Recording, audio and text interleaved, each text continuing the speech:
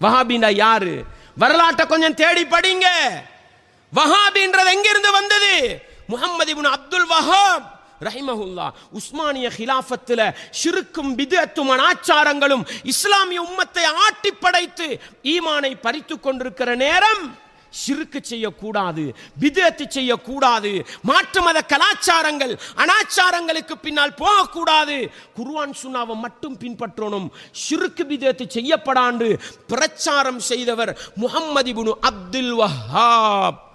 அந்த வஹாபுல சேர்க்கப்பட்டுதான் யாரெல்லாம் ஷிர்க் பித்அத்தை எதிர்ப்பாங்களோ, யாரெல்லாம் குர்ஆன் சுன்னாவை பலப்படுத்தி பேசுவாங்களோ அவர்கள் வஹாபி என்ற நாமத்தை கொண்டு அடையாளப்படுத்தப்பட்டார்.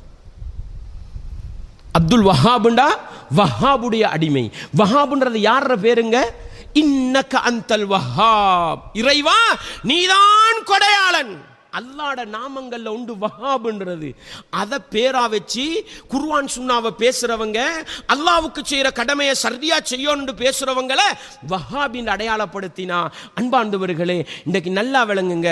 எங்களுக்கு தெரிஞ்ச காலம் 50 வருஷமா 60 வருஷமா தரீக்கத்து சமூகம் எங்களை பார்த்து வஹாபின்றது. அவங்களுக்கு அதை பத்தி விளக்கம் இல்லை. அல்லாஹ் அவர்களை மன்னிக்கட்டும், அல்லாஹ் அவர்களுக்கு தெளிவு கொடுக்கட்டும்.